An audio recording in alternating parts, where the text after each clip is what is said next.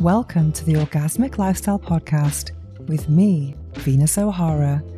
An orgasmic lifestyle is about reaching a climax in all areas of life, not just in the bedroom. Here, we dive deep with expert guests on topics like nutrition, spirituality, personal development, sexuality, and much more. Together, we'll explore lifestyle lessons to help you lead a life that's fulfilling, joyful, and unapologetically orgasmic. I'm your guide, Venus O'Hara.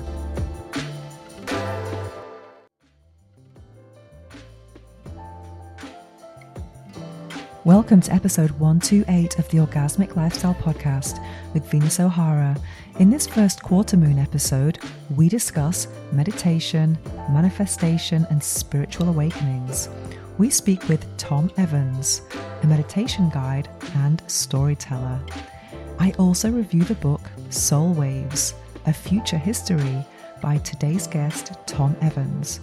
And the episode ends with a guided meditation with affirmations for aligning with your future self. But first, let me share with you my own journey on becoming a meditation guide.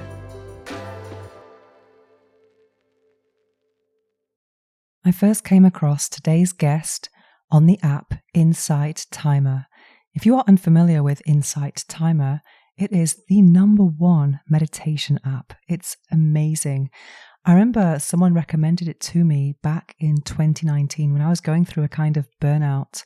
I was working very hard and not sleeping very well. And some of my videos on my YouTube channel, I had this really tired look and I'm smiling and going, yeah, buy the sex toy. But behind the scenes, I was absolutely exhausted. I used to wake up every night about 3 or 4 and not be able to get back to sleep. And around that time, I'd been listening to some meditations on YouTube. And then I think I had the normal YouTube. Now I have YouTube Premium with no ads, which is amazing. But back then, the ads just became excessive. For example, it wasn't just one ad at the beginning. It was one at the beginning of a video and then in the middle. So imagine if you're listening to a meditation track or a meditation video, suddenly it just kind of jolts you out of this meditative state, and it was very annoying. So one of my friends said, try Insight Timer. And I downloaded it and I loved it immediately. It was so good. And it's evolved so much since then. Back then, I don't know how many meditations there were. It was just a timer and some meditations. And now it's evolved into something much more. It has courses. It has some premium content as well. And yeah, it's just become much more sophisticated than what it used to be. So I'm so glad I discovered that back in 2019 because it gave me these amazing tools to deal with some of the big life challenges that happened in 2020. Obviously, the pandemic was a big challenge for everyone, but I had some extra challenges. Remember in 2020, I actually had Bell's palsy, which was probably one of the most challenging things I've ever been through on a mental level. And it really was Insight Timer that got me through it. I was listening to about 5 or 6 meditations a day, and I just looked for healing, and I got all these different healing meditations, and some of them I listened to on repeat. And that's really fantastic quality about meditation content, is that when you find something that you connect with, you listen to it over and over and over again. And a lot of people have complimented me on my voice over the years. Back then it was through my YouTube channel. People were listening to my sex toy reviews just to fall asleep. And I thought, wow, that's kind of interesting. They weren't going to buy the toys, but they just loved my soothing voice. So I always had this idea of using my voice a little bit more than what I was doing at the time. And I had this idea of becoming a creator on Insight Timer as well, but it was something that was kind of like one of those projects that never got done. But when I got sick and I was really relying on Insight Timer a lot, I realized that I didn't really want to be the patient. I wanted to be the healer. And I was really aware about how meaningful and impactful the content of meditation is. It took me another terrible situation to actually have the motivation to become a meditation teacher. And that was in 2021 when I was in hospital with COVID and pneumonia. And then that was another time of my life where meditation really got me through it. I was in hospital for around 10 days. And I had an ensuite room because I have private healthcare here in Spain, even though you don't need that in Spain because the state healthcare system is pretty good. But anyway, I had this amazing I was in a private hospital with Instagram-friendly vegan food. And in my room, I was just meditating with my crystals all day. And the nurses used to come in and say, it's so calm in this room. They just really picked up on my energy. And I remember I just was amazed by how hard the nurses worked and their charisma. And it was my very first time in hospital. And what really surprised me was how many patients were shouting at the nurses. I mean, I wasn't on a ward, but I could hear people in different rooms really insulting them. And I just couldn't believe that. So when I saw this and how hard they were working, especially in a time of the pandemic, I reached out to Satisfyer, which is the world's biggest sexual wellness brand, and I asked the CEO of Satisfyer to send me some Satisfiers for the nurses. I think someone possessed me to ask that because it's just a big ask, really. And within 2 days, I had this big box sent by UPS Express direct to my hotel. Am I saying hospital? Bit of a Freudian slip there. My hospital room, and every time a nurse came in, I gave her a sex toy. And it sounded frivolous, but this opened up so many conversations of these nurses. They started telling me about their emotional lives, their sexual lives, about their husbands who've left them for younger women. And it really opened up this idea, or reconnected me to my purpose of helping women to prioritize their pleasure. And that was another signal to me, or sign, that made me really believe that I did not want to be the patient in the bed who was ill. I really wanted to be the one healing those nurses and not the other way around. So then I was really determined, yes, I'm definitely doing Insight Timer now because it's helped me so much. And I know I have a gift to hold space for people and be an emotional cheerleader. That's something that's been a real part of who I am, part of my fabric since I was very, very young. So I actually started making content for Insight Timer back in 2021. And the first thing I ever created was a healing affirmations meditation. And I got a new microphone and then just got down to it. And then I don't know why, but I just started making whispering meditation. So if you look back at some of the early episodes of this podcast, there are lots of whispering affirmations. And then those, I have just one read through of the affirmations. And as you may know, as you probably know if you listen to this podcast frequently, every episode ends with an affirmations track. But those affirmations track, I kind of loop them 3 times and then I put them on Insight Timer. So yeah, I have a lot of content on there. I'm publishing new meditations every week. Meditations every week, and also some of the guided visualizations that we have on here for the 3rd quarter, I also publish on there as well. So I'm really enjoying just making content with meditation. So if you do enjoy my voice, if you enjoy the meditations on here, I would invite you to follow me on Insight Timer. And yeah, check them out. And meditations are such a wonderful way to actually just connect with yourself at the beginning of the day, or even at the end of the day. And affirmations especially, you can listen to during any activity. You can be washing up, you can be actually working. I wouldn't recommend driving though, because my voice is very soothing. So we don't want anything, you don't need to be too relaxed, when you're operating machinery, which is something I put in my kind of my intro to the meditations on here, because I want people to be in a place where they truly can receive the message. And likewise, I would invite you to check out Tom Evans on there. He has lots of followers and he has a real way with words, which I find quite fascinating. I love how he uses words, and he's very eloquent, and it's very personalized the way he expresses himself. And yeah, it was a real pleasure to actually interview him for this podcast. And now I'm just thinking, I'm feeling quite nostalgic as I remember my conversation with him. So anyway, let's get into it. It is such a wonderful conversation that's very inspiring, and I hope you enjoy it as much as I did. What if your pleasure was the portal to your power? My new book, Orgasmic Manifestation, Transform Your Life with Your Sexual Energy by Venus O'Hara, is your guide to using desire as a tool for abundance, purpose, and deep self-connection. Your orgasm is more than a moment.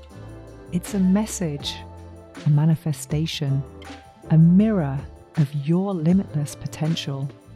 Available now on Amazon. Link in the show notes below.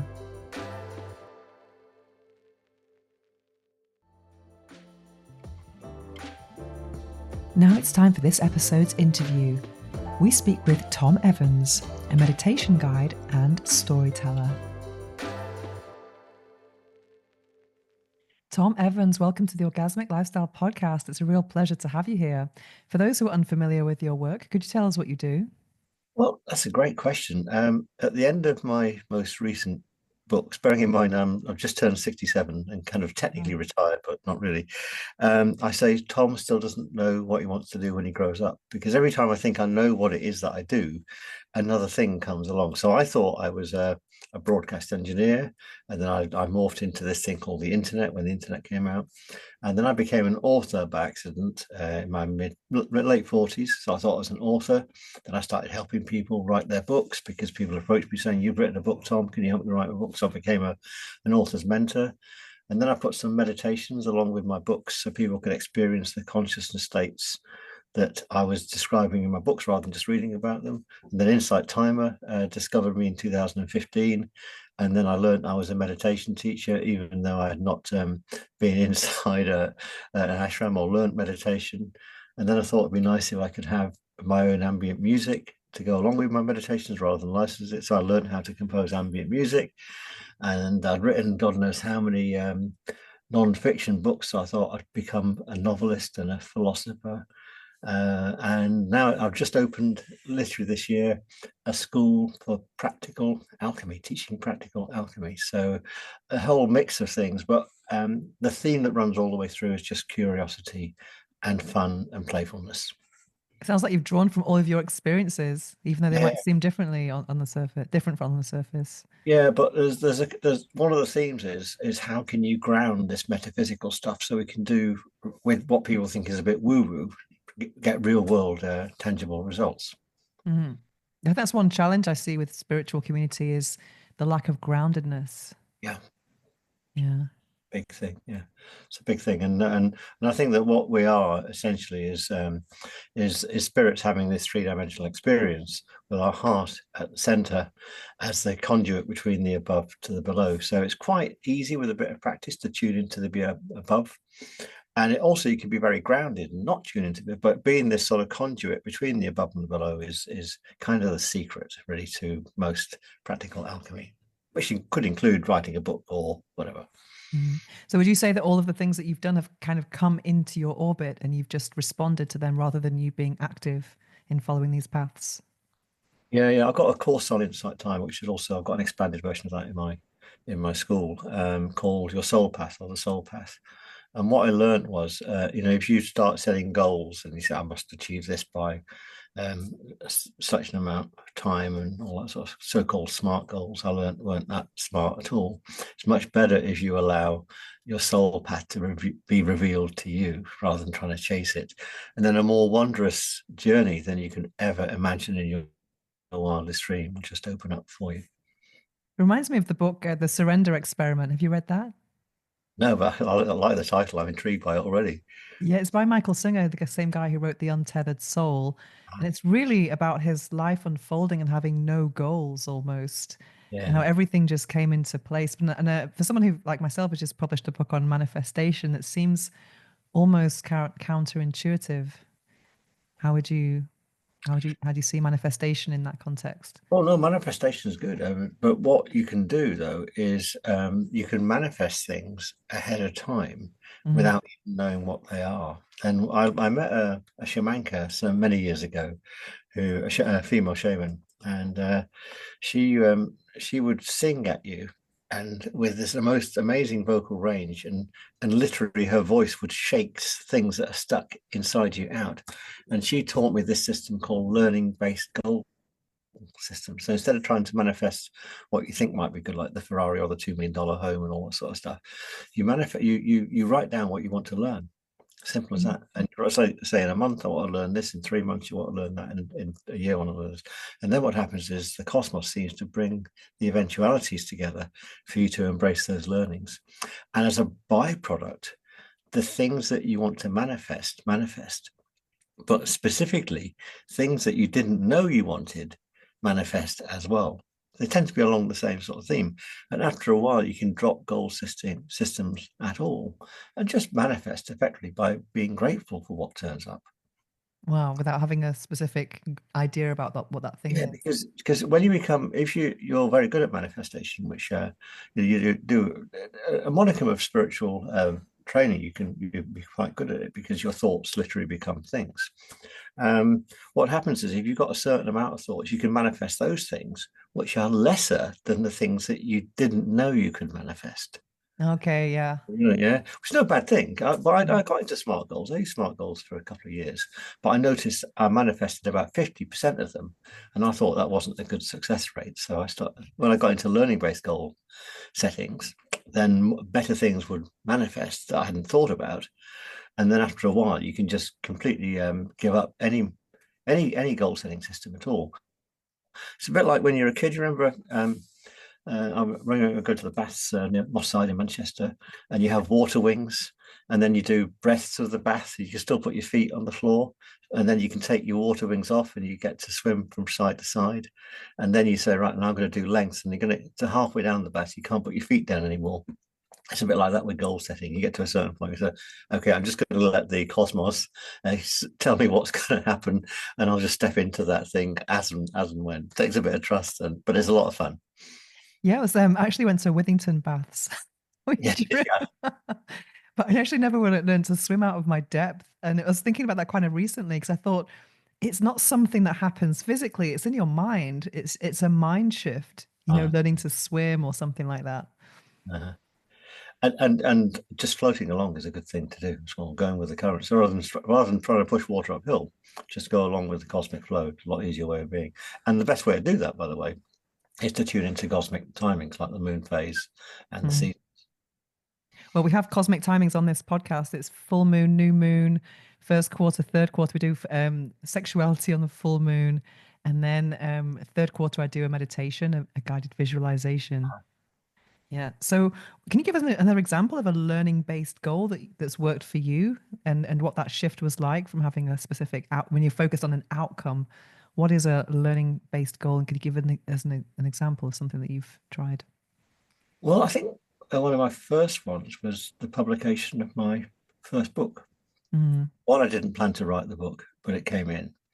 And I wrote it on a 747 halfway across the Atlantic. It channeled in. I didn't even know it was a channel at that time. It just popped in, fully formed, and it was called 100 Years of Ermintrude.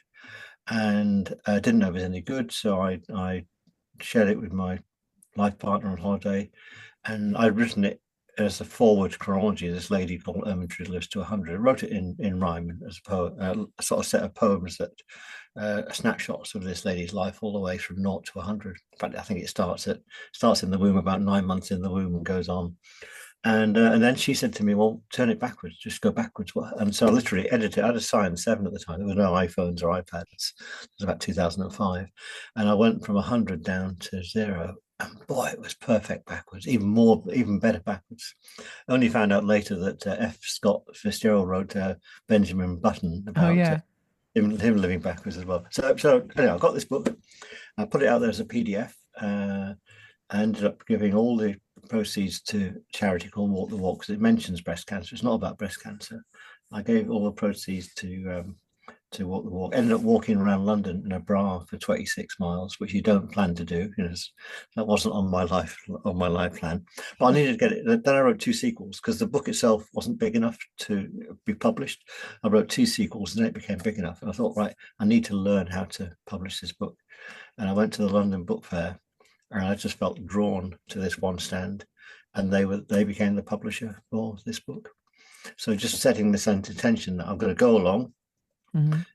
to not to find a publisher, Mm. but to learn about publishing. I wasn't at the book fair to find a publisher, and lo and behold, the perfect publisher just rocked up.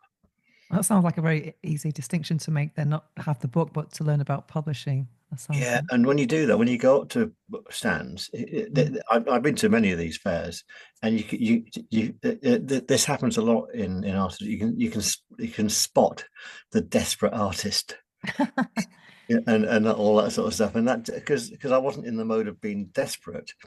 I think that's what attracted me to the publisher, and they published to me and the project to them as well. They bought into the project, to the fact that this was initially it was a thing where I was trying to raise awareness through some of the themes in the book. It mentions life and death and that sort of stuff, and there was a few themes in the book that I was mentioning, and that's why I gave the money away to this charity.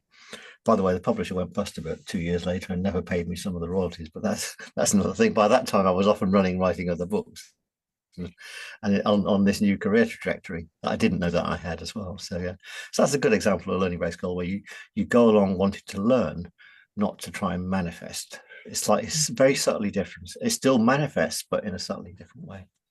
Speaking about, publishers going bust, that happened to me with one of my books as well. And it was interesting because it's a book called English for Perverts. It's amazing. And it was like, it's basically grammar, but with sex words. And I had this idea. I thought it was a really, because I used to be an English teacher and everyone was just unmotivated to learn. And I thought, how about we make it hot, because I've always been a linguist. And then I wrote this book with a small publisher. They didn't even pay me. It was going to be just, royalties. But then they went bust, and then Penguin picked it up. Nice. But I sometimes think that sometimes when you have a great idea that's amazing, maybe the publisher doesn't deserve it. And that's why, and I'm kind of glad I have another memoir I wrote 10 years ago. And I'm so glad I didn't sell well because I think it's way too personal for this publisher who had it. And sometimes those things can be a blessing, saying this, cannot hold space for your amazing idea. Maybe you need to be more in control of it. Yeah, I think I've published 18 books now, and three with publishers, and Mm. every single and it's pretty easy to. I've done four with publishers. Every single time I've worked with a publisher, I've regretted it afterwards. Oh, wow. They've let me down in one form or other. Whereas you've got your own books and you've got your own self control, and this Mm. is especially true with my latter fictional work, because my dream and my learn I want to manifest Mm. a film deal, TV rights deal for them, but it's more about learning how to do that. What's the process of learning how to get that deal? I wrote them specifically so they were filmic and they could work on screen. But I'm not trying to manifest a film deal. I just want to learn how Mm. to go through that process. And people say it's the journey anyway, that's not the destination that brings more fulfillment. Sure, yeah, yeah. And Mm. one thing I do know, if you don't want to get a film deal for your book, don't write and publish the book. So, the first step is to write and publish it, and then allow the right people to turn up at the right time. From what my understanding in the UK as well, they work a lot with literary agents, which I find a bit frustrating. It's like having something in a drawer, you don't really know if they're gonna, you know, do it justice. They could just like have it, but not going to really take it to the next level. Well, I think they work for some genres, So Mm.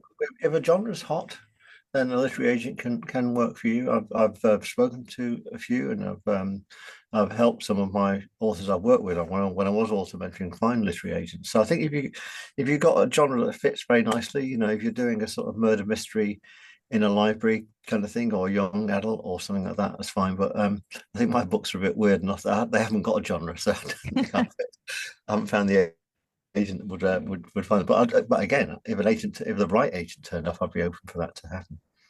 Yeah, I love the way use the word weird.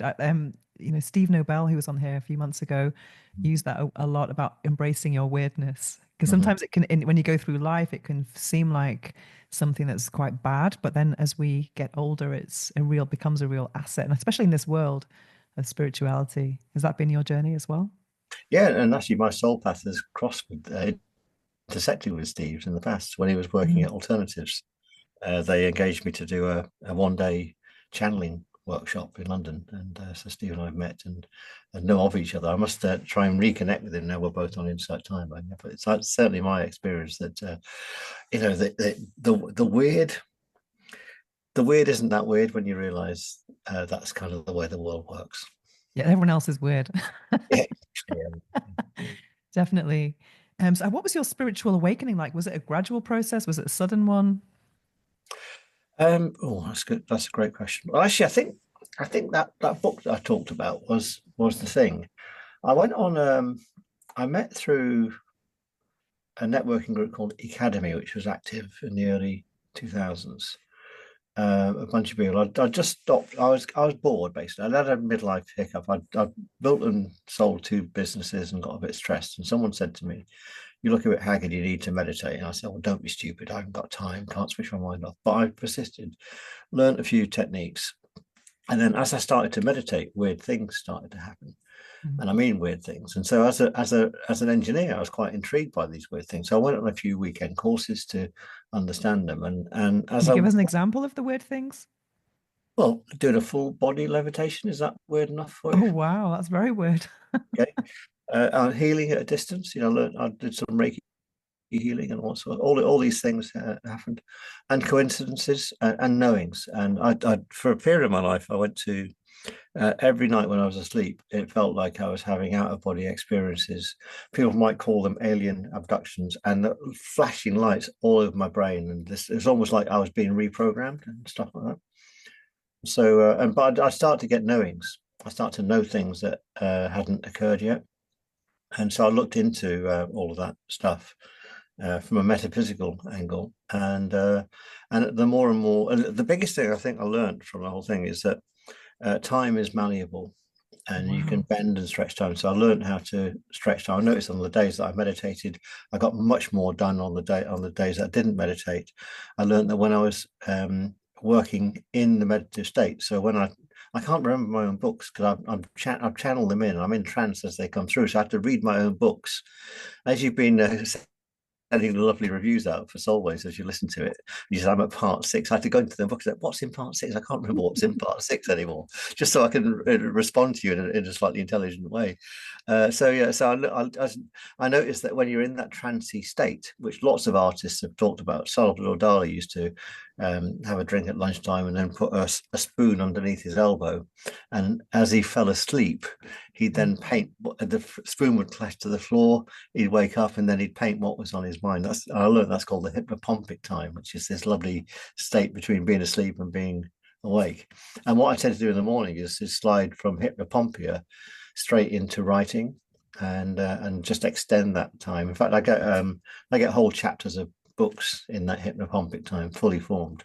Mhm. So how did you stay grounded during this time? Were you afraid at any point? Were you afraid about who you could share that with? Because they might think you've lost your mind. I mean, how was that for you? Uh, that's a great question. I think what I did is I imagine that the parapet is there, right? Mm.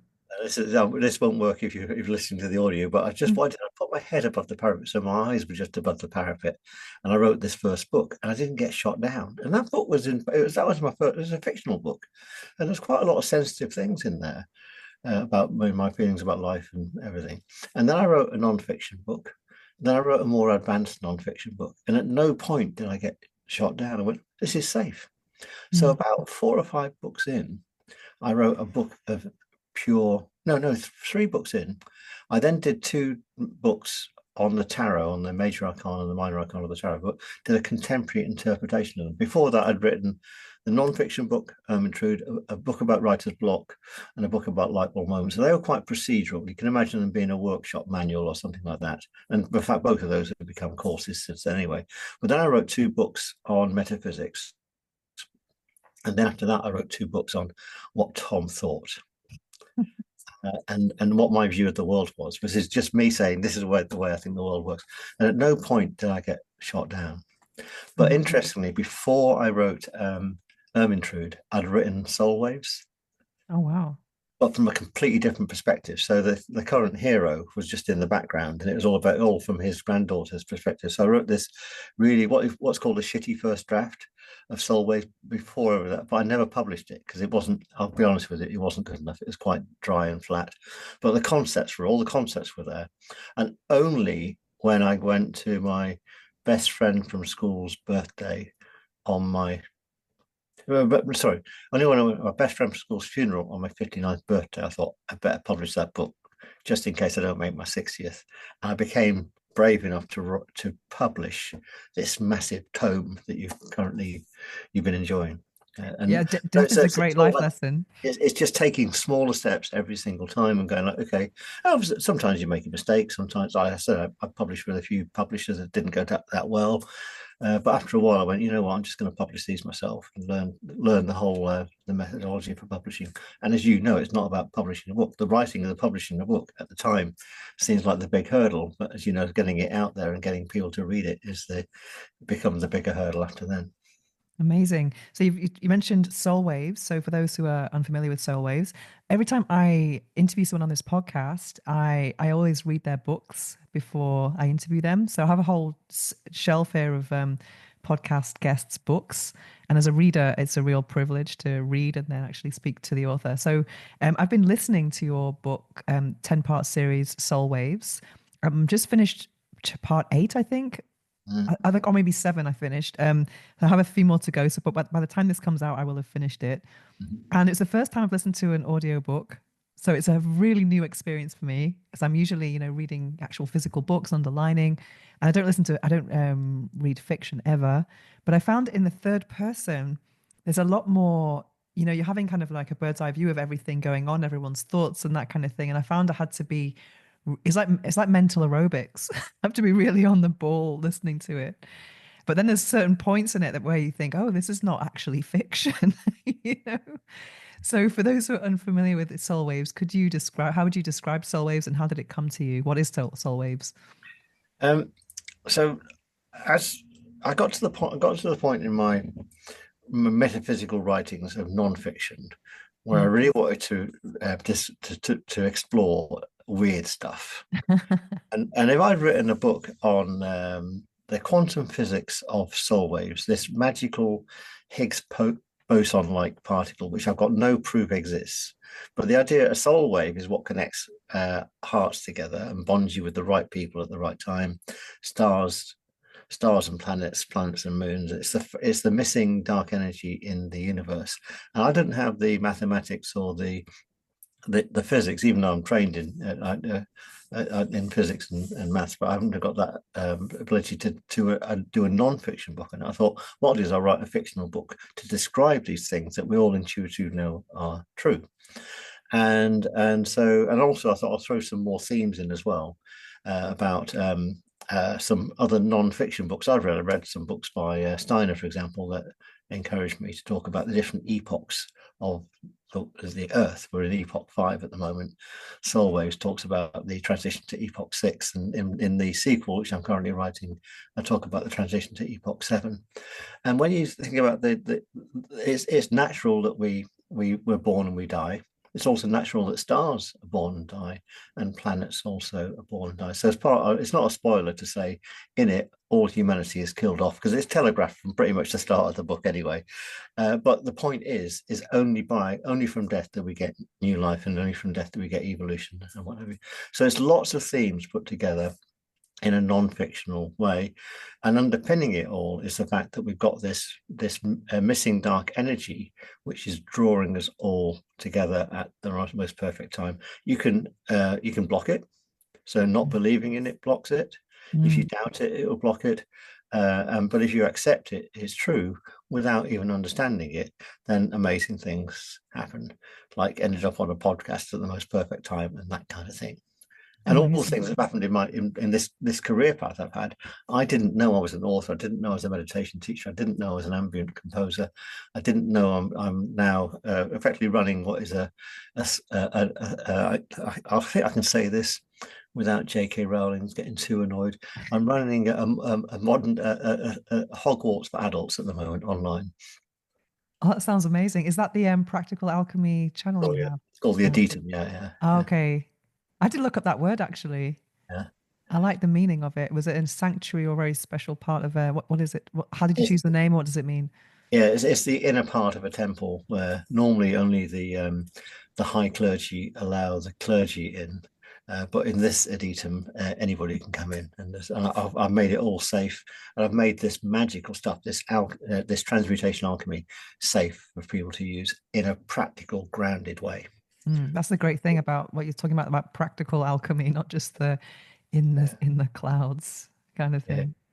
That's my Mm. passion, making things happen. So I've got, in fact, there's a whole course on there how to write a book, but how to Uh-huh. channel the book in, and it's all about practical outcomes. And one way you do that is you write the first chapter, and you write the last chapter, and then the middle just gets filled in, which is absolutely wonderful. Because would you say that writer's block is more about when you're not in the present, you're thinking about how is it going to be received, or how would you say? Because I think since I've become spiritual, I don't really have writer's block. I'm thinking about what can I contribute to the world rather than how much am I going to get paid for this? It's been a real shift. In between 2006, when I wrote Ermintrude, and 2009, when I published my first non-fiction book, Blocks, Mhm. people approached me and said, "Can you help me write a book? Because you've obviously written a book." And they heard about the story about me walking around London in a bra, which is, mainly PR, but also Mhm. generates some money for charity, and all that sort of stuff. And I got a very large bra with cow nipples on it, because of Ermintrude in Magic Roundabout. Yeah, so I learned that when I was mentoring authors that some were fine, other people would become creatively uncreative, so they Mhm. get really really busy at Mhm. not being creative. And I learned there was a life block in operation, and every single instance of writer's block was really a life block masquerading as writer's block. And so if you deal with the fear, so it could be the fear of failure, the fear of being ridiculed, the fear of the unknown, the fear of success, or the fear of being magnificent, Mhm. then you could get into the thing. But also, I use the fear as a catharsis. So let's write about the thing that you're finding as the block, Mhm. and writing about that fear, writing about that thing is stopping you, and actually, and getting into the practice of journaling. So you're using meditation and journaling at the same time, and getting into that flow, and then doing what I did, was just publish the odd thing, publish an article, publish at the time blogging started then, so everyone was blogging. So I used a blog just to write a. I think Soul Waves. I must find it somewhere. I think Soul Waves started as just one blog, as an Mhm. outline, and you can do that sometimes. And then some people go, "Oh, I like the idea of that. Have you ever thought about writing a book on that theme?" And then the book can Mhm. arrive. Nowadays, people use things like Substack, and I use audio as my output. So I don't even publish any books anymore until the audiobook's out. So I test it out in audio. And what's great about doing it in audio is that you can really hear your voice. And if Mhm. it doesn't sound great out loud, you know that you might have to rewrite that sentence, because people won't be able to read it in loud. So yeah, so so the fear is the thing that causes the writer's block. So address the fear, and then you're into the flow. Yeah, I love the fact of what you said, address the fear, because I find that in these spiritual communities, there's too much emphasis on love and light, and let's not think about anything negative. But I think you have to acknowledge and alchemize that negative energy or thought. What would you say to that? Yeah, I have my own fear. I have my own theories about negative energy. I Mhm. think it's just positive energy not pointing in the right direction. Okay. Yeah. So there's not you can't have a negative. It is a thing, but Mhm. it's not been channeled into the right direction. So if you got the feelings of negativity, write them out. Mhm. I was a magnet for some time. A lot of people came to me because they'd had abuse in their life. A Mhm. lot of women had some form of abuse, and we wrote it out. Sometimes some did, they never published it. Often I would encourage them not to write in the first person, to write into the third person, and make it so it sounds like it could have been true or not true. Mhm. And they're some of the best books. I mean, Paulo Coelho is an expert at that. You read his books, you think, is this true or not true? It sounds so real. And that was my aim, to become that writer that could write a book of that same nature. You don't know, is this true? What this person's talking about? And that's why writing a future history. So Solwave starts in 2058 when I'll be 100. I thought, well, I haven't got to prove it. I'll justify it by then. And it's a future history subtly written in past tense. Uh-huh. And that's why it sounds like it's true, because I'm always writing it. It's almost like I've written it from 100 years after the book had happened, as if it's a history of something that happened. And that's what Ama- gives it that veracity. Yeah. Amazing. So there's not enough talk about, the fear of, being magnificent, as you say. So, because, and also what you talked about earlier about the Benjamin Button, I do believe, I mean, I don't know how you feel about this, but sometimes, it's like ideas come from some source. And if you're not going to act on it, someone else will. Do you see it like that? Yeah, that was the subject of my third book, funny, of the art and science of the light bulb moments. Where do ideas come from? Mm, And before I was doing any of this work, I was quite an inventor, and so I had loads of patents to my name, and I invented widgets for the broadcast industry.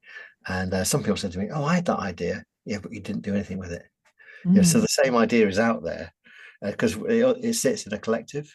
And one of mm, the things I teach authors is how to dive into that collective or tune into that collective and actually channel the words from the future mm, that they've written.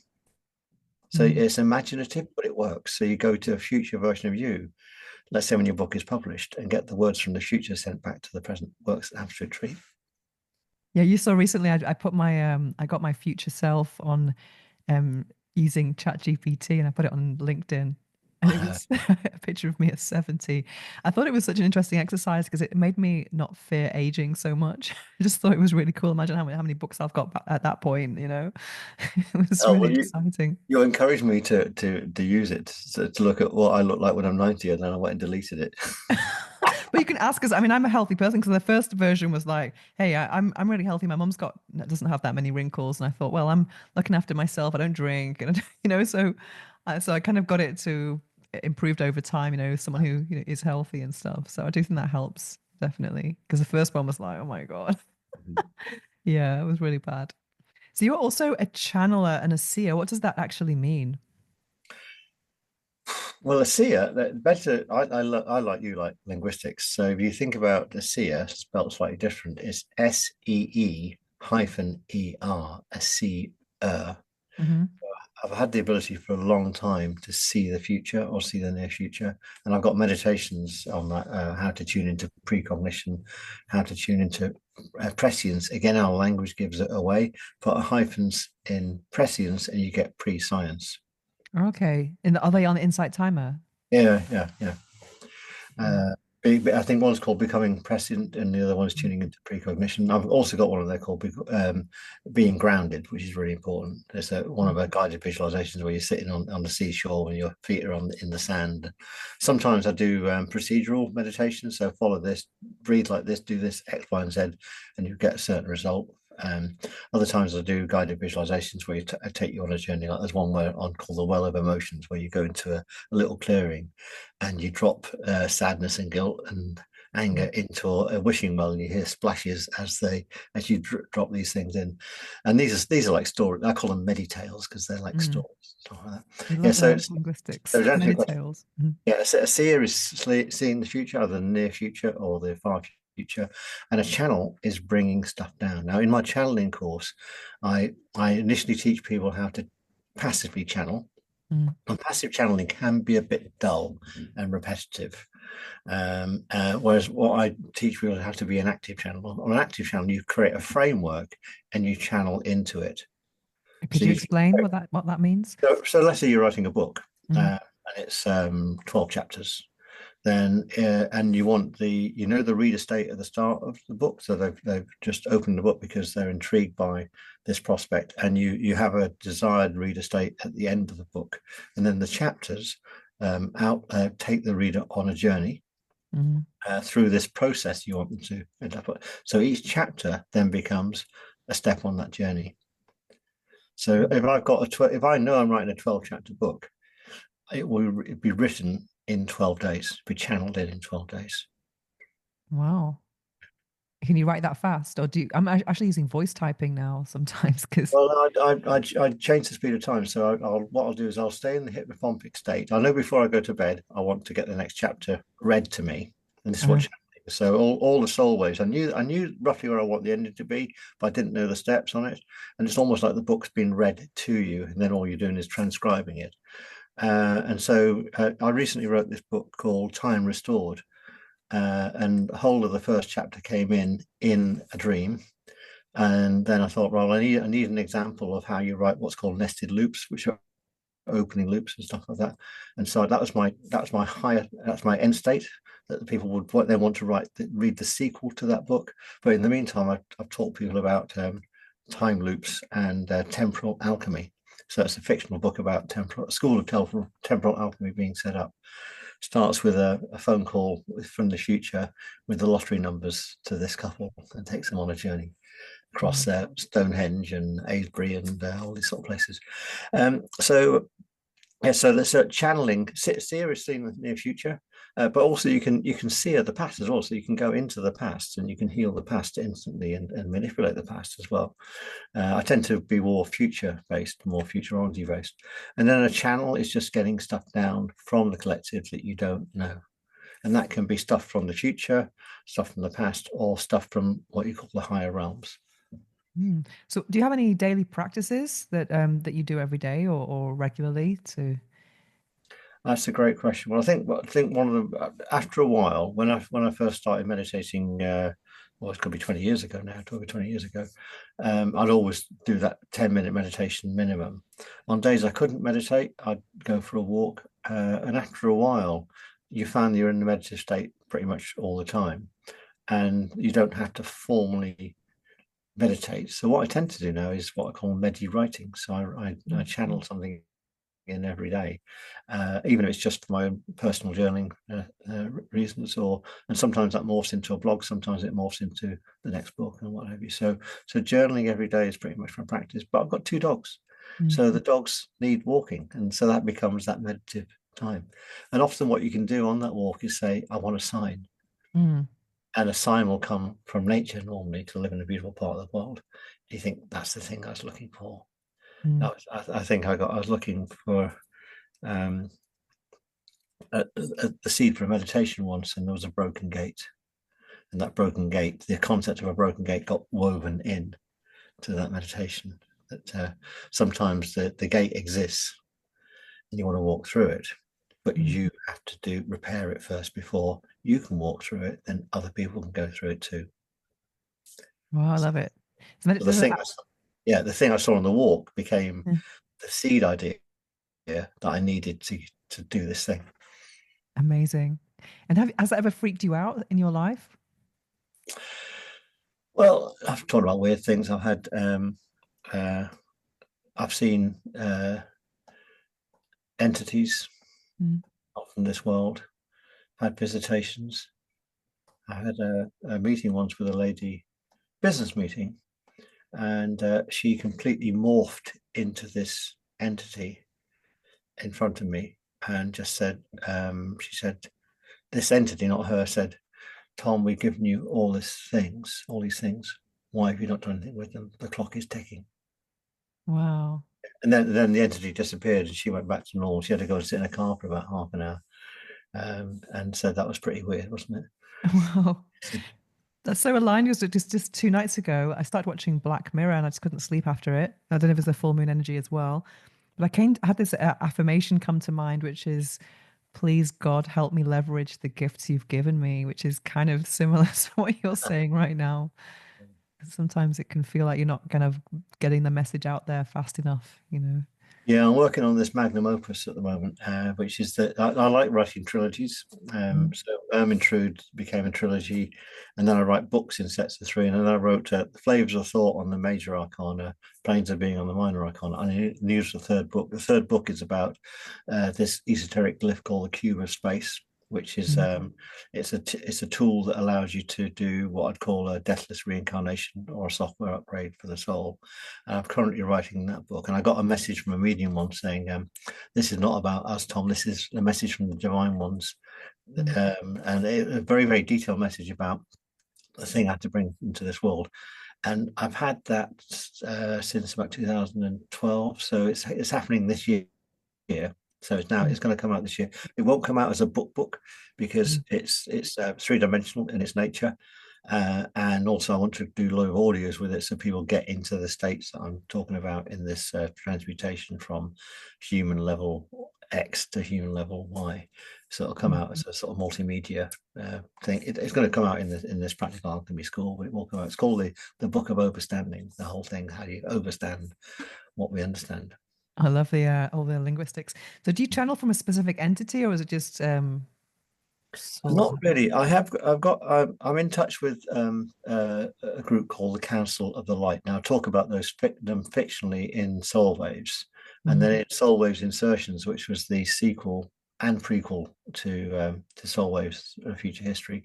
I wrote 12 short stories, and each of the 12 short stories talks about how an entity from on high comes down to the Earth plane at times of transition.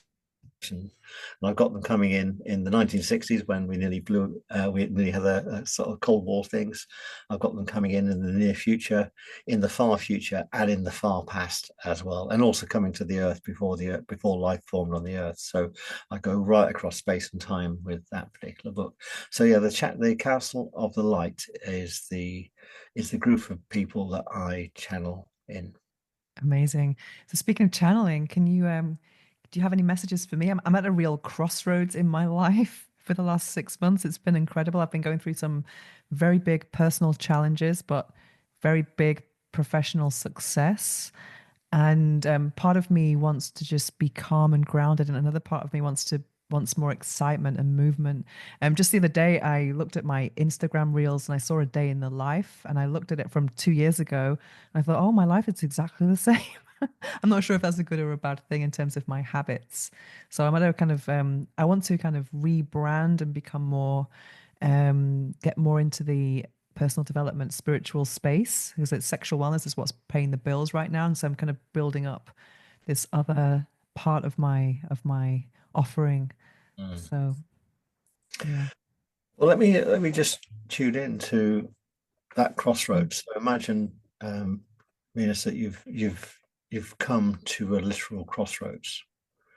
Mm-hmm. This crossroads is like one in America. So this it's got four give way signs on. Uh-huh. Right. So you can't just go straight across, no matter which way you come to it from. You've got to give way, and just pay attention to the language I'm using. You've got to give way. Right. So that's the first message that I've channeled in for you. So I don't know what that means to you, and it might just unfold as we explore this. So in front of you is a road straight ahead. Mm-hmm. There's a road to the left, and there's a road to the right, and there's one that's behind you. Mm-hmm. So the behind you one is a bit like the road that's available to all these people that got writer's block. You can sit there because it's safe, and you can sit at this current give way sign for as long as you like. It won't hurt you. You can have a perfectly good life. But there's a road to the left, there's a road to the right, and there's a road straight ahead. And most people will get really, really confused about which of those three roads to take. 99% of the people just sit on that same road. They don't go past that give way sign. But there's three roads open to you. Okay. And let's imagine if you were to journal in next time you go into meditative state, what are these three roads? So one could, I'll just mention one because the only one I know is you as the in the thing that's bringing the money in. That's one road. Do you see that to the left of you, to the right of you, in front of you, or behind you? Maybe to the left. I don't know why. Yeah. Nice. Okay. So leave it to the left. It's funny. Yeah. I saw it to the left, but I had to ask you. Okay. So that's to the left of you. What road would sit to the right? Um, I'm not sure. I see the one ahead. Can I tell you about the one ahead? Yeah, please go do the one ahead. Yeah. The one ahead, I see, because I see that every time I speak to someone on my podcast, this is what makes me really passionate. Um, it's unlimited. It's like yourself. I felt like you've had to have one speciality in life, but with this podcast, it's orgasmic lifestyles about reaching climax in all areas, so I can give myself the permission to speak to spiritual people, to speak to relationship experts, to health, nutrition, and all of those things, and not be so tied down to one thing. And I Mm, feel that that has to grow in me, and it's very kind of uncategorized. I can't be categorized, so that's something I see. But there's also that lack of categorization, if you will. It also kind of lacks structure for me, so I'm not sure how to proceed. And I'm finding that the overwhelm of the paid work, which is getting me to my financial targets, I need to free up time to go down this road ahead of me. So that's what I see, and that's what brings me excitement as well. Because I think there's also a big fear of, because I think what's really hard in the current life of being online, it's always this, you have to kind of be out there on online and proving who you are, and I'd like a bit more flow, I suppose. So, but I see the road ahead as being massive potential. I don't doubt my potential. It's just kind of getting on that track and then having these other kind of more spiritual conscious things helping me advance. But the ones to the right, I just see, I'm not sure what I see to the right. Maybe, yeah, I just see it more as a head thing. Maybe the right one might be more of a traditional path. I don't know. Yeah. So so imagine then that the imagine that on the path to the left, the path to the right, and the one that you're currently on are three things, three energies coming together, Mm-hmm. right? And none of them know which to go ahead. They said, "No, you go first. You go first. You go first." Right? What if you were to say, "Why don't we go first, all together?" Okay. Mm-hmm. And there's a metaphor I want to share with you here, which is the chariot in the tarot. Oh, Right, and on the chariot has got two steeds in front, mm, and the charioteer is there on a carriage, right? So if you were to allow two of the current elements to become the steeds, they're just doing they're providing the motive power for you. mm-hmm. The chariot is the thing you're driving, but the charioteer, who is you, is not doing the driving. It's just letting the steeds do the pulling, the chariot to be the vehicle for your soul, and the charioteer is actually doing the observing. Mm. So it's a reframe of where you are right now, where you become the observer of you going down the path as opposed to you doing all the pulling and the pushing. Does that make sense? Yeah, definitely. Yeah. Yeah. So you don't need to pull or push. You can just be and enjoy the ride. Now, a lot of people will feel quite guilty about that because it's easy and it Mm-hmm. takes a bit of trust. And I've only got to that point by doing it. You said, how did you get there? Well, I did a little bit and I did a little bit. And I don't think I've had 1-star reviews and all that sort of stuff, but I've never, but I've still got my biggest stuff to do, so the stuff I Mm-hmm. really want to say hasn't been said yet. Mm-hmm. Yeah. So, but have found this soul path or the ability to get onto a soul path and get pulled along and Mm-hmm. shown what is possible. And that path lies ahead of you. So the two elements imagine that the chariot is the one that's the vehicle. It's sitting on the road. You allow the two elements to come in from the left and the right, and they become the steeds. You jump on the chariot and just go, let them pull you along. So let the stuff that's bringing the money in do that. Mm-hmm. Allow even the straight and narrow version of you to be there as well, because you want a steady steed in front of you. You don't want something that's wild. What have you? Allow them to pull you along, sit on the chariot, and enjoy the ride. And then you, Okay. Sounds good. Sounds good. Another question I have about that's the professional side, but in terms of love, I don't really talk openly about my current situations on my podcast ever. I just talk about what I've learned and then apply that as content without, respecting people's privacy and stuff.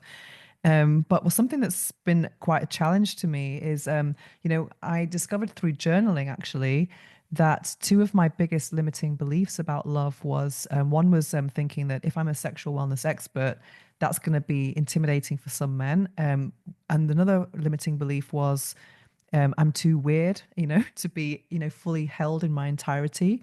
But through this podcast, I've interviewed people such as, Steve Nobel, who's all about the embracing the weirdness. And with his partner, he does this Starseed networking event. And I realized that they have the same lexicon. And I thought, how wonderful to be really, showing up as your true self and you attract someone who's on your energy. So I know that it's kind of good to honor your weirds because the right people will come. But also, I also have interviewed people who have, very healthy relationships and they're still in the kind of same professional sphere as me. So I know it's possible, but I've had that's been one of my biggest challenges in life. But now through this podcast, I'm interviewing a lot of relationship therapists, learning about communication frameworks, losing the fear of conflict, and I just hope I can. I've just come out of a very kind of very deep learning experience. So I would love to know like how that's going to proceed or what's unfolding for me now. I'm kind of, I would say I was in a current state of healing and self-discovery as far as love is concerned. um, A lot of the answers to your questions sit inside my school of alchemy, Hmm. in a grounded way. Hmm. So, you know what we're doing right now is we're vibrating our fifth chakra point. Hmm. Thoughts from our sixth chakra, and if channeling in, they come from through the seventh chakra and beyond. So if I ever do a live channeling, it's not coming from me; it's coming through. But what we're doing is we've got conscious control of our fifth chakra point. And we learned how to do that about 2 million years ago when literally the word was made flesh. You can take conscious control of your fifth chakra point of your heart. And it's something I learned to do maybe about 10 or 15 years ago, or maybe 10 or 15 lifetimes ago. And I've got a course on how to do it. And when you take conscious control of your heart chakra, all the stuff we've been talking about to do with manifestation kind of goes out the window. And what you're doing is you're activating your soul wave generating point. Hmm. And that beams out to the universe, and all the things that you need to come in just come your way. If you're after a business partner or a life partner, you can attract your business partner or life partner using active control of your heart center. And the other thing you can do is you can heal anything and anyone, past, present, and future. The weirdest thing I've done is heal a budgie in a cage in Vancouver over Skype before Zoom came out. So you can do all these things with the heart chakra, and then we can also then learn how to take conscious control of our lower chakra points. And I know one of the things that happens when you take conscious control of your root chakra point, and I've mentioned it's in soul waves. Fictionally, is you learn to levitate. Wow. Okay, and I've done it. I get a lot of things shown to me once safely, and then say, "I will show this to you, Tom." And it's not right for you to be able to do this, but I have this repetitive dream where I teach a whole class of people how to levitate and what have you. So yeah, and so yeah. So for you, conscious control of your heart chakra point is the next step. And what does Uh, that actually mean? Conscious control of my heart chakra. it's all explained in this. So basically, you when we learned to talk, Uh-huh. didn't know what it meant. So Okay. with your voice, you could say nasty words. Uh, You could speak vindictive words. You could sing. If you're me, you'd sing not that well. You could mhm. sing. You could this Shamankara can actually heal using the sound that comes out of her voice. I interviewed someone on my TV show just 2 weeks ago who can heal with the sound that comes from that that sixth chakra point. With the heart chakra point, I've got three examples in this course of what you can do. So one is you use your heart chakra so it feeds back on yourself and you learn to love yourself more and you build up your self-love. And when you build up your self-love, not in a narcissistic way, amazing things just get attracted into your life just at the most perfect time. You can then beam from your heart chakra out to anyone, past, present, and future. But you can also, this heart rate, you can direct downwards. So you can direct it into the earth plane and beam love into Mother Earth. And you can direct it upwards. So it goes up to the collective and you can beam love out to the consciousness. You can also beam it back in time as well. So you can beam it back to earlier versions of you that maybe didn't feel so loved. And instantly when you heal the past, you become healed in the present. So I've got examples of that inside the course, but the course is more than that. It starts in the root and goes up to the crown, and it also activates the alpha and omega chakras and takes you into a state known as the unified chakra, where you Mhm. basically become just one big chakra, where Mhm. you can still individually control all the chakra points, but you basically become like a cosmic egg of chakra. I'm actually on that journey now of actually pumping up my self-love, and I'm creating a course called the 8 Pillars of Self-Love. And I've been practicing on some people, and I thought I need to do this to myself and really take a deep dive into each pillar. Do you think this is the way to go for me? Yeah, and of course, you got. I'll make sure you've got complimentary access to that as well. Oh, amazing! So I can share before this gets aired. Mm. Amazing. So do you think self-love is going to bring me the love I desire? I don't think that I know that. Okay. And that's a I'm saying this from a heart-centered love perspective. Mm. I'm not my head saying that, my heart is saying that's it. Mm. Yeah, because it's interesting because we've shared about the Catholic background because that's the opposite of self-love. It's always self-effacing almost, this growing up with that guilt. I talked when you talked about the guilt in a stone. Imagine that, like Catholic, that would be a Mm. massive rock we'd be throwing in. And it's really hard to kind of shake that off. In life, it's always a big challenge. But I'm kind of glad I have that experience because it can help me understand people who are a bit more repressed a bit better. I've got that empathy, but it's really hard to shake off and realize that you are important. Because we grew up feeling that everyone else was more important than us. When you have the Yeah, freedom. I remember being a good boy when I was Mm. about 7, not because I wanted to go to heaven, but because I didn't want to go to hell. Yeah, that fear. Yeah, yeah. The fear of God. It was literally again that language gives it away. What is really going on at that point. Yeah, and also just going to church out of fear, not because you really want to. Yeah. Yeah. And Lucifer's a good guy. He's the derivation of Lucifer is the light bringer. He's the bringer Yeah. of change, and that's why he's been demonized because the Catholic Church don't like change. They like things to be the same. Have you read I love this book, The Outwitting the Devil by Napoleon Hill? I haven't. And again, I've got to say this. I've heard of it, but I Yeah. don't tend to read a lot because I don't want to plagiarize. I was the same. I actually thought the same because I was a writer for many years. I used to write for El País Yeah. here in Spain. So I wrote 100 articles and I didn't read books. I thought I don't want any interference. But then when the pandemic, I actually discovered Think and Grow Rich by Napoleon Hill, and that's how I discovered sex transmutation. And that I was like, oh my God, if this can change my life, how many other books can change my life? So I became a really big reader, and it's helped me so much in life. So it was just been a really kind of late hobby of mine. So I understand what you're saying. But in the Outwitting the Devil, he talks about organized religion being the devil, and free will is actually not the godly. So, and also he was very ahead of his time because he was talking about tobacco as you know making people have short attention spans, and this is a time when people thought tobacco was healthy. So.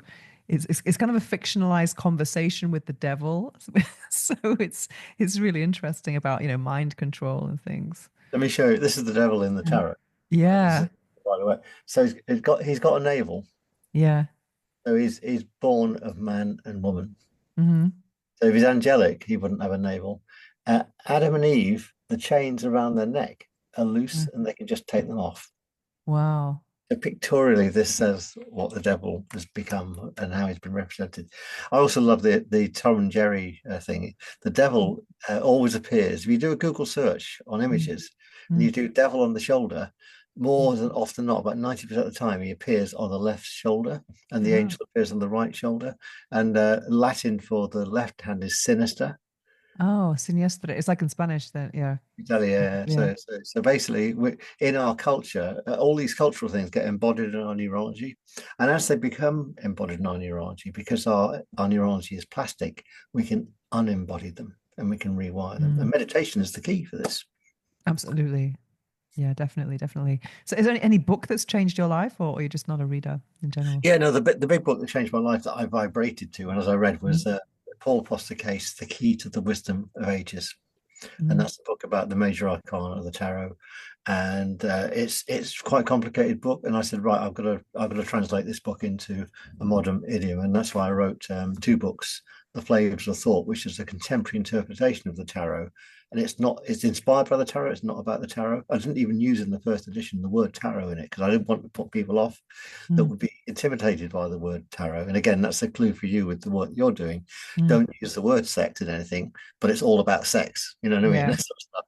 And then I did the other part of the book was the Minor Arcana, which I've just done in Planes of Being. That was about 2012, and I'm just about to do the third part, which is one page in this book. I'm going to take into this massive tome of Mm. stuff. To do with two esoteric lists, the Tree of Life and the Cube of Space, which you can't find that much information about. But I've been studying them and channeling what they're really about. And I'm just about to take on board. I've got this thing here, which is that's a hypercube. Uh-huh. And so this is a tesseract, a 4 or 5 dimensional cube. So I've taken the cube of space on and I'm giving it more dimensions. Wow. I actually do tarot every day, the Rider Waite deck. And today I got the Empress. I do one card a day. And I do Celtic Cross for some friends. And I do sometimes three card readings. But it's just incredible how it just seems to be right. How do you use tarot? Well, I use it to create spells. So Ah. what I did when I wrote Flavors of Thought, I love a metaphor, and Mm, so each tarot key I describe as a flavor of thought, a certain mode of thinking. mm, And the tarot, we see it as a deck, cards stacked on top of each other, but it's better represented as the major arcana is better represented as 3 rows of 7, which is 21 with one at the top. And then from there, you can mix those things together in triads and create recipes. So the mm, recipes become modern day spells. And then when you get things like the Cube of Space and the Tree of Life, you can map every single key onto them. And that's what I call a master spell. So I use it as an initiation device. So mm, I've got 3 decks in front of me: the Osho Zen deck, one called the Bright Ideas deck, and the Rider Waite. Right now, the Devil uh, is there in front of me. It's because I've just pulled it, and that's basically saying about how it's everything is a perception, and all you've got to do to change the world around you is to change your perception of it. I've got one here, which is in the Osho Zen deck, key 19, which is innocence, mm. and that represents the innocence that I take to the world. I don't presume anything. I've got this joyful curiosity. And thirdly, I've got one which is nurturing from the Bright Ideas deck. The Bright Ideas deck is a deck you can take into a business because it's got no tarot stuff on it Mm, at all. It's got no nurturing. And that says that, but do all of this with self care. mm. So do it all, but keep you look after yourself, because we're playing depressurizes. You just put your oxygen mask on first. Love yourself first, not in that narcissistic way, and then it gives you that infinite capacity to love so many more as a result. Amazing. I love it. At the same time, that because your heart center is so active, all the things that you need in your life get attracted to you at the most perfect time. I love it. I'm gonna do meditation when we finish here because I'm really inspired to do a silent meditation just to see what comes in. So, is there any affirmation or quote that you live by? Well, that's a good question, isn't it? I just looked down at my desk, Mm, and and in front of me is another set of cards, which is a set of angelic cards, and one's in front of me. It's called Marana, and it says you're on a cosmic journey. I love it. On a cosmic journey. This is just part of the cosmic journey, Hmm. and this is just one very very small part of it. And like all journeys, like I was saying to you on your journey going forward through the crossroads, it's to be enjoyed and savoured, and observe it. Hmm. Don't Amazing. feel you've got to keep your foot on the pedal and be driving all the time, not stopping off. You need to have pit stops. You need to stop. You need to come to wide points. I'll just go down here for a bit, see what happens. I can always join on again. So yeah, enjoy the journey and know that you're on a cosmic journey across all space and time. I love it. So, where can people find you? This place is my website, www.tomevans.co. Mm, You'll find links to my books on there, links to my free meditations on Insight Timer, and links to this school I was talking about as well. And I've just started a new metaphysical TV channel called Practical Alchemy on New Reality TV. But go to tomevans.co, not .com or .co.uk, and you'll find everything there. Amazing. I love it. Well, thank you so much for your time today on the orgasmic lifestyle. It's been a real pleasure. Me too. Thank you so much. So I'm so glad that our soul paths have crossed and aligned.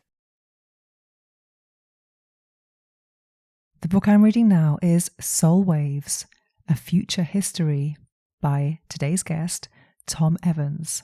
Well, I'm not actually reading it. This is the first time I'm listening to a book. This is my first audio book.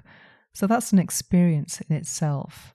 And I don't really listen to or read fiction, to be honest. So this is a very new experience for me. But I do pride myself on reading all of the guests' books, all of the guests who come on this podcast. I actually have a bookshelf with a whole shelf that's just of podcast guests' books.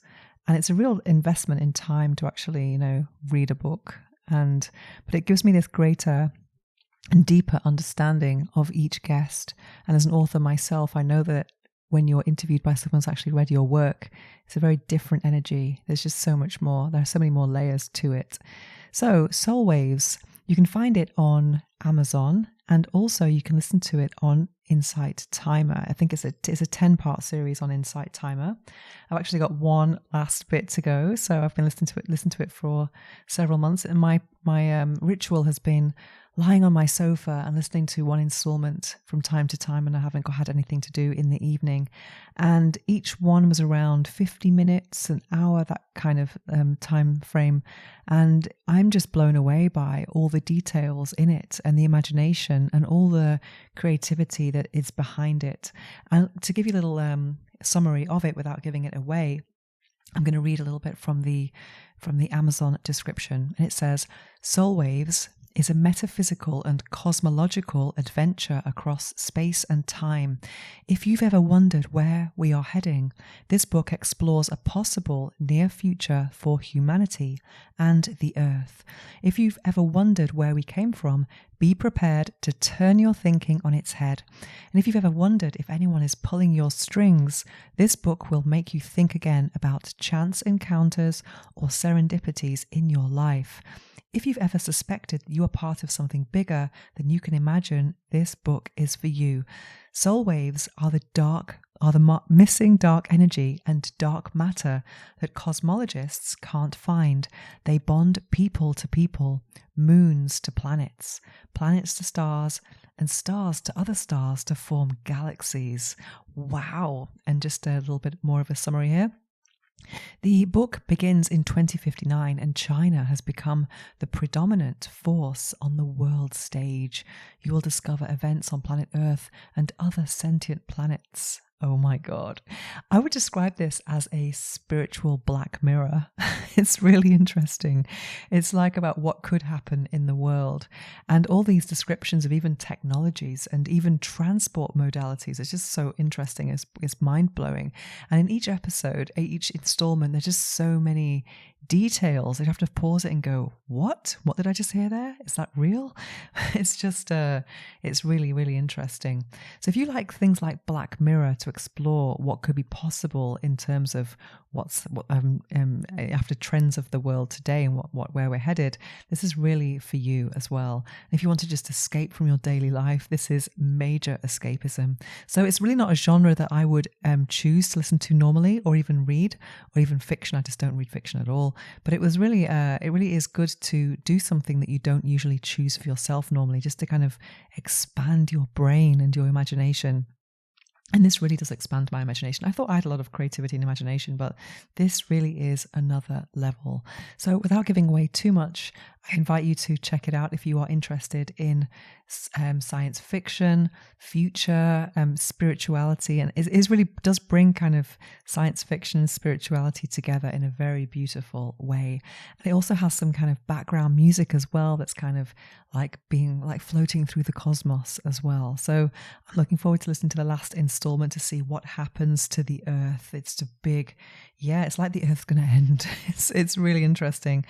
So check that out. Soul Waves: A Future History by today's guest, Tom Evans. Now it's time for this episode's meditation. Please don't listen to this while driving or operating machinery. Instead, take a break from whatever you're doing, get comfortable, take a deep breath, and enjoy.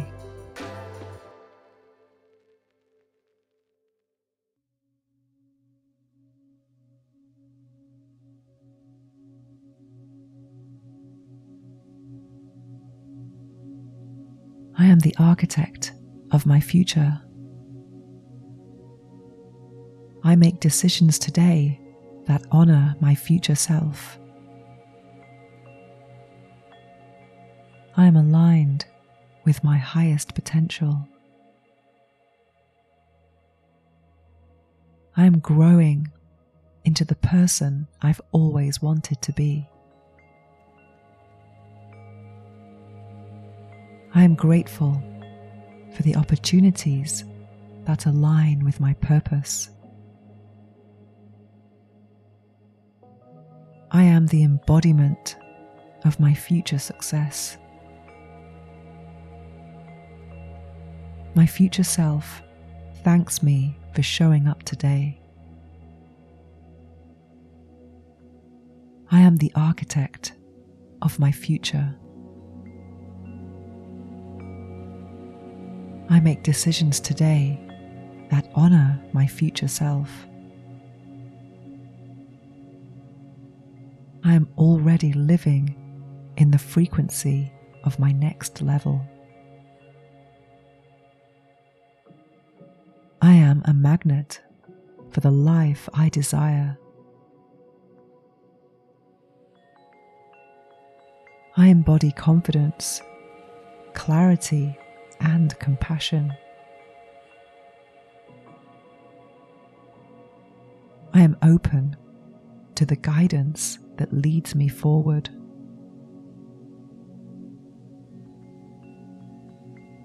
My future self thanks me for showing up today. I am the architect of my future. I make decisions today that honor my future self. I align with the energy of who I am becoming. I carry the wisdom of my future self within me now.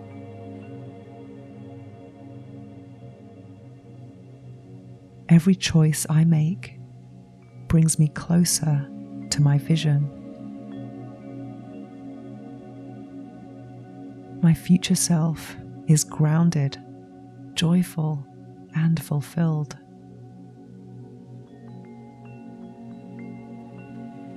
My future self thanks me for showing up today. I am the architect of my future. I make decisions today that honor my future self. I am grateful for every lesson that has shaped me. I am grateful for the peace and abundance that await me. I trust the path that is unfolding for me.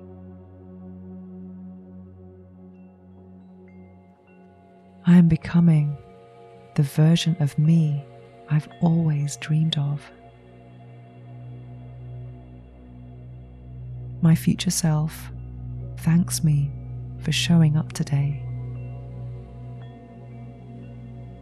I am the architect of my future. I make decisions today that honor my future self. I am in harmony with my goals, values, and vision. I am stepping confidently into the life I've imagined. I am grateful for the wisdom that guides me forward.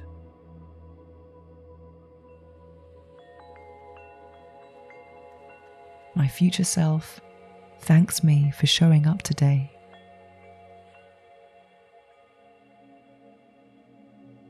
I am the architect of my future.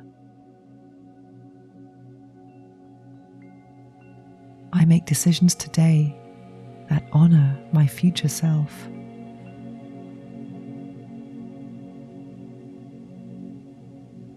I release old patterns to make space for growth.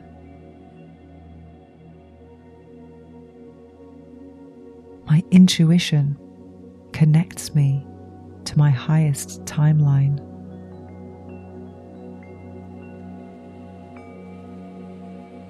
I honor my journey and celebrate my becoming. I am in divine collaboration with my future self. My future self thanks me for showing up today.